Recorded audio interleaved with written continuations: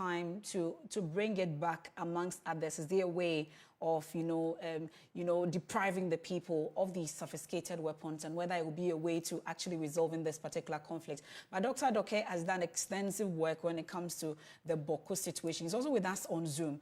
Doc, I'm wondering, really, are the people today fighting for the same reasons that their forebears fought in the 1951, amongst others?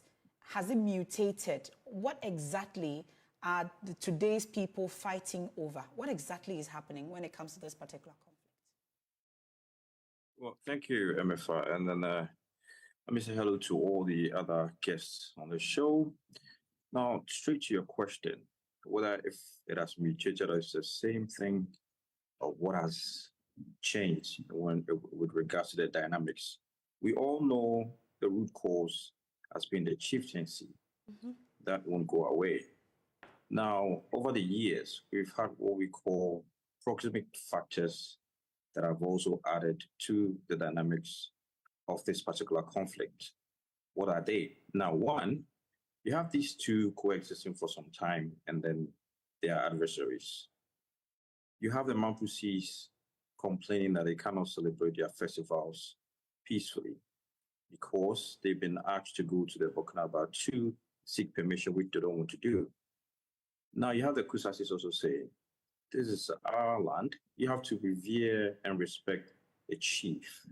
Therefore, it is only right for you to come and seek permission to celebrate your festival, so that directives will be given to you as to where you have to go on your march or whatever the right you have to perform. And even if there are support we have to give to you, we give to you, because that's what the other ethnic groups do. But this does not sit well with the Mampusis. Now, we have the political side also, which we all know. Who benefits? That's a big question that we would look at getting onto the show. So now, the aspect of one important thing that we are overlooking is there was a time when the conflict was supposed to be declared over with regards to the performance of a traditional rite called the Okrostic ceremony.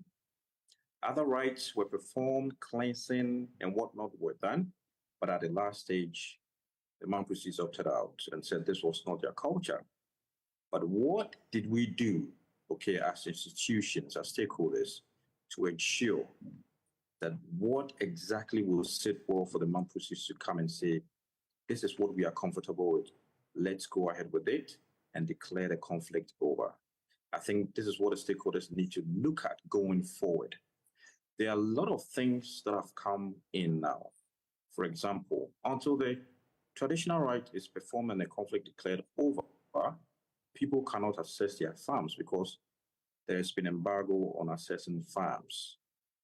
That alone is a way of bringing unity.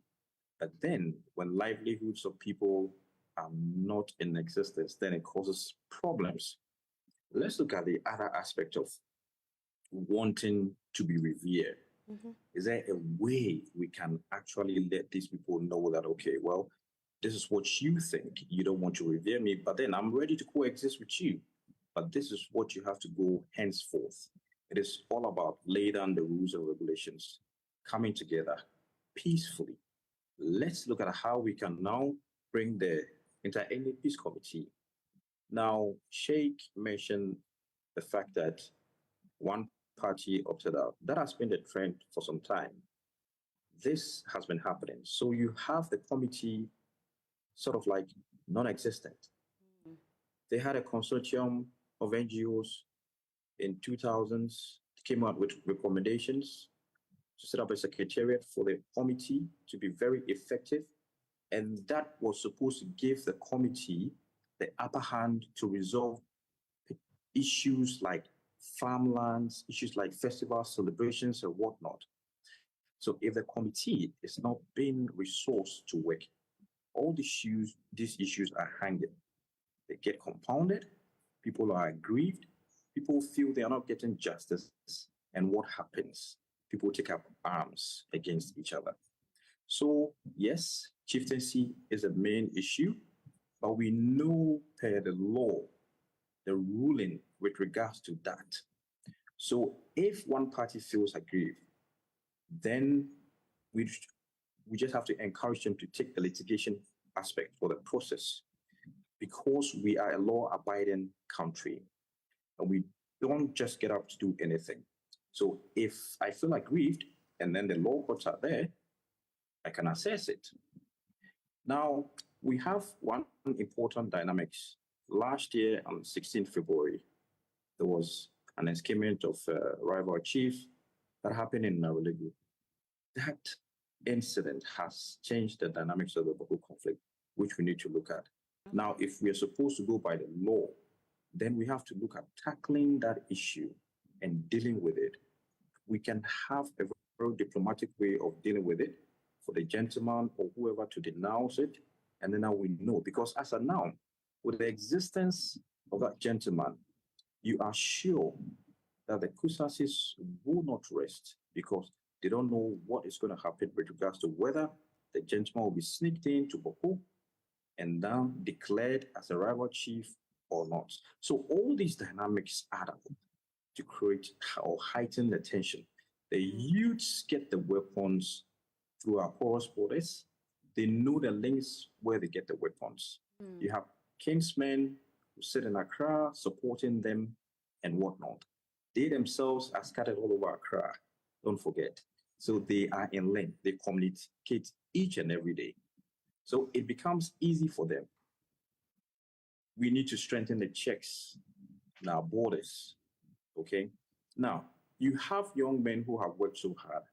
The little funds they get, because of mistrust amongst them, they resort to purchasing of arms, because then they do not know when the other side would attack them. So we look at all these issues and then we ask ourselves, to what end? Yeah. Resourcing the National Peace Council is very critical. We heard what Sheikh said. Now, when was the last time the NPC conducted even a preventive approach mechanism or evaluation to know, even sensitization or awareness? We don't know. The civil society organizations there, are we giving them the support? The Beli Musa Development Agency, who is the focal peace building facilitator for the Okwita Ethnic Peace Committee.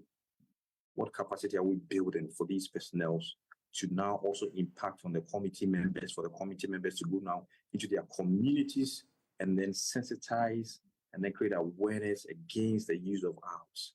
Okay. This is what we need to look at holistically.